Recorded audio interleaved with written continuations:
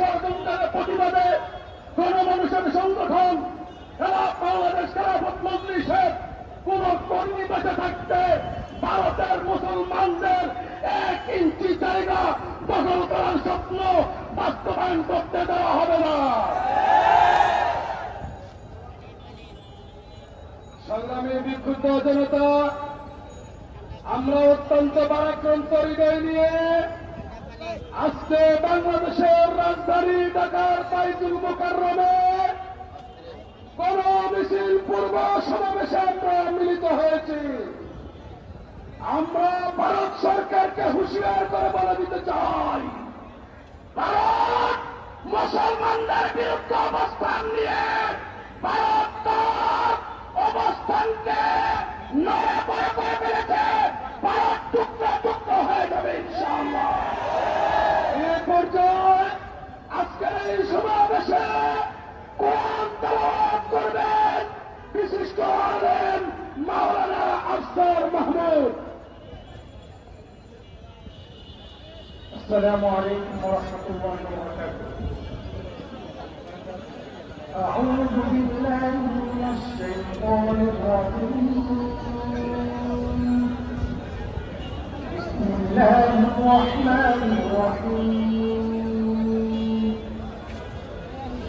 إن الذين آمنوا وعملوا الصالحات كانت لهم جنات الفردوس نزلا خالدين فيها لا يبغون عنها حولا. قل لو كان البحث بماذا من كلمات ربي لنفد البحر قبل أن تنفد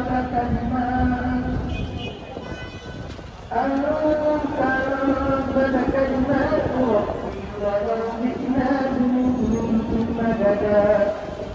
قل إنما أنا بشر مثلكم يوحى إلي أنما إلهكم إله واحد فمن كان يرجو لقاء ربه فليعمل عملا صالحا ولا يشرك بعبادة ربه أحدا. صدق الله العظيم. সংগ্রামী তৌহিদি জনতা, এই পর্যায়ে সংক্ষিপ্ত বক্তব্য নিয়ে আসছে বাংলাদেশ ইসলামী ছাত্র বাংলাদেশ খেলাফত ছাত্র মজলিসের সংগ্রামী সভাপতি মোহাম্মদ আব্দুল আজিজ। আসসালামু আলাইকুম ওয়া রাহমাতুল্লাহি ওয়া বারাকাতুহু। সংগ্রামী ভাইরা আমার, হিন্দুত্ববাদী বিজেপি সরকার ভারতের মাটিতে বসে আজ মুসলমানের রক্ত নিয়ে তারা হরি খেলছে। একদিকে তারা মুসলমানদেরকে হত্যা করছে, অপরদিকে ওয়াকফ আইনের নাম করে তারা মুসলমানদের মসজিদ মাদ্রাসা দখলের পায়ে তারা চালাচ্ছে। আজকের এই গণ মিছিল পূর্ববর্তী সমাবেশটিকে ঘোষণা করতে চাই, ভারতের মুসলমানরা নয়, তাদের রক্তের প্রতিটি বিন্দু, অশ্রুর প্রতিটি বিন্দুর প্রতি আমাদের দায়বদ্ধতা রয়েছে। আজকের এই গণ মিছিল শুধুমাত্র তাদের প্রতি সহমর্মিতা প্রকাশ নয়, বরং ভারতের হিন্দুত্ববাদী সরকারের প্রতি এই চ্যালেঞ্জ ছুঁয়ে দেওয়া, তাদেরকে হুঁশিয়ার করে দেওয়া। আজকে আমরা তাদের দাবি নিয়ে, মুসলমানদের দাবি নিয়ে বাংলার মাটিতে রাজপথে রয়েছি। প্রয়োজনে আগামীতে সীমান্ত অভিমুখে মার্চ হবে ইনশাআল্লাহ। ভারতের লক্ষপিত সম্পত্তি তৎকালীন ভারতীয় উপমহাদেশের সমস্ত মুসলমানদের সম্পত্তি যদি ওয়াকফ আইন বাতিলের মাধ্যমে মুসলমানদের সম্পত্তি দখলে পরিচালনা করা হয়, তাহলে জতুয়ায় হিন্দের সূচনা হবে।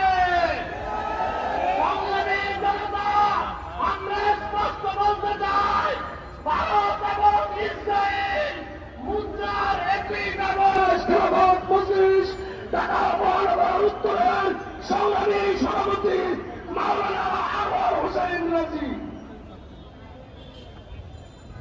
স্বাগত মহাসচিবের আগমন।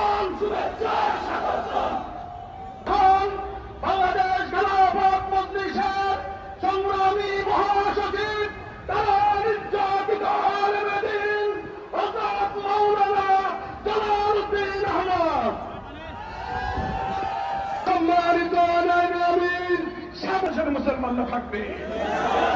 আমরা রাজপথে নেমে আসবো, প্রয়োজনে আমরা দিল্লি অভিমুখে লং মার্চ করব, কোটি জনতা নিয়ে ভারতকে আবার হিন্দুত্ববাদ থেকে মুক্ত স্বাধীন করে ছাড়বে। আগামী সংগ্রামের উদাত্ত আহ্বান জানিয়ে আমি আমার বক্তব্য শেষ করছি। আজকের আমাদের গণমিছিল সম্পূর্ণ শান্তিপ্রিয় কর্মসূচি। আমাদের নেতৃবৃন্দ দায়িত্বশীলরা সামনের দিকে যাবেন, আপনারা তাদের পেছনে কাতারবদ্ধ হয়ে সারিবদ্ধভাবে সুশৃঙ্খলভাবে আমরা গণমিছিল নিয়ে আমাদের পল্টন মোড় থেকে নাইটিঙ্গেল মোড় হয়ে কাকরাইল হয়ে শান্তিনগর দিকে আমরা অগ্রসর হয়ে যাব।